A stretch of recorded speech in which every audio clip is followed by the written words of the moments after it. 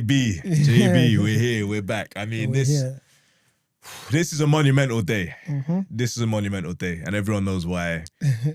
We have witnessed the biggest IPO in market history today. SpaceX has gone public at a reported $1.75 trillion valuation. Those who have been following knew this was coming. You know, the S1 that they filed for to, you know, show their intention to go public, I think came about 10 or 12 weeks ago. So we knew this was coming. The day has arrived. It has officially launched and gone public today. I'm going to ask for your thoughts. I'm going to lay something out on the table first that surprised me to an extent, and unusually for me, actually made me slightly bearish, actually. And I'm gonna explain why, because as I said, it took me slightly off guard. So, you know, I got my hands on the S1, you know, the filing, and I read it, and I think when I was reading it, and we spoke about it before, how Elon seems to do things that have an intention and an outcome that will happen years in the future. Before, when SpaceX merged with its XAI business, you know, there's some questions. Everyone's thinking about the data centers and space play and all that kind of good stuff. Yeah. When I read the filing, I saw some slight contradictions or discrepancies, right? So, you know, the first 17, 18 pages, you've seen all these images of space, Mars, rockets, you know, going out there, the stratosphere, all this good stuff. Yeah. And when I got to the market, you know, the market TAM slides, so the total addressable market, I saw some things which really made me think differently around how Elon is looking at this business. So he's outlined something like a $28.5 trillion TAM for them to attack. But when you look at it, 93% of that TAM is actually enterprise AI. So it's nothing to do with it's nothing to do with space. It's really effectively grok and the compute layer for XAI. Yeah. So I looked at that, and it really just made me think about it a bit differently, right? When we're calling it SpaceX and using that to really sell a dream and narrative of a blue ocean when there's no major competitors, we're the number one. Really, what this business actually is, based on its own TAM projections, is another, you know, compute and AI model business competing against, you know, Anthropic and OpenAI, and at the moment losing quite drastically. You know, when I was reading at it, I think their enterprise share adoption was scarily low. It's under 2%. So you start to look at it and go, what are we doing here? Now, of course, we're gonna talk to, you know, we're gonna talk to Anthropic, we're gonna talk to OpenAI's own filings, S1s going public. But what's your interpretation of that? For me, it was a bearish signal because it suggested to me that potentially SpaceX, at least in the, you know, near term, is not a multi-trillion-dollar opportunity in terms of revenue anyway, for them. And really it's a front for trying to raise some capital to go and do more with the AI business. Yeah, so this is one that has been is one I was also looking at. I was wondering, you know, trying to put my head around it. Like, so many people are saying this is such an amazing opportunity, you need to get in now, but also looking at not financial advice. No financial advice. Get in early. Also looking at the actual numbers, and yeah, I also saw the parts that you were talking about, and it's starting to look like it's starting to look like the SpaceX XAI merger was very intentional, the one they had recently. And I think it's starting to also, it also explains a lot on how Elon has tried to bring OpenAI down, like taking them to courts and all of that, because it starts to seem like he's realized this is where it is. And there was no way XAI could IPO. XAI coming out to say XAI wants to IPO would be a joke. Like, it would have been a joke, and they would not have gotten anything. So I think he looked at it and thought, and there's all the very smart finance guys he has, and they thought, there's a play here. And to be honest, it's a very smart one. It's a very smart one because you put XAI under SpaceX, and SpaceX is a company that is already very loved for what they're trying to do. They have a noble goal, and truly, potentially, they might be like one of the greatest companies ever. Potentially, we don't know. We don't know how feasible the aim to take humanity to Mars is. Nothing right now suggests it's feasible in any short term. So I think it decided, you know what, let's put this together, put AI on there, and we can IPO them together.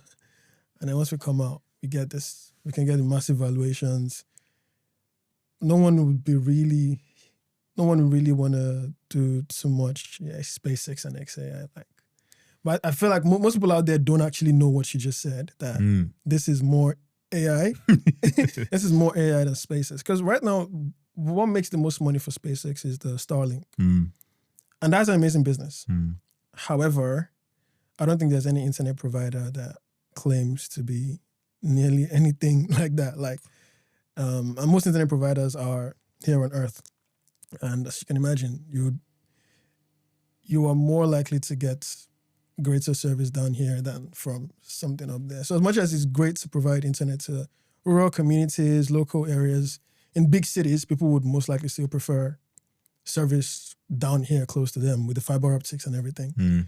So when you start to look at it, the only other way they're going to generate money is the long-term future things that would make them actually big company. And we don't know that's going to happen.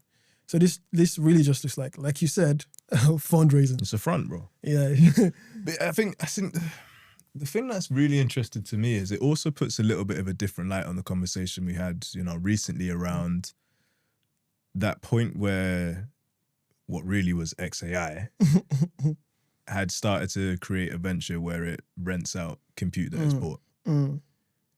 Because again, I'm starting to look at that AI layer, and I think to me, it's making me revisit how I viewed that before, because it almost looks like a concession of defeat on the model layer. Because if you look at it, you're kind of going, we're so far behind everyone else in terms of adoption and usage of our LLM, of our model, of our Grok model versus the others.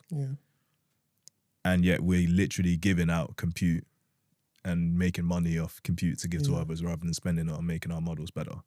So I look at that and I go, even at the AI layer, where do they think most of the revenue? Actually, yeah, growth. I might coin that. That's a good one. I might coin that. I actually meant growth. Revenue. I actually meant growth and revenue, but growth revenue sounds quite nice. Or grok revenue. Growth revenue. Growth and revenue. Anyone? Where do they think most of that is going to come from? That says to me that they said, right, we're so far behind in this landscape in terms of the actual LLM model.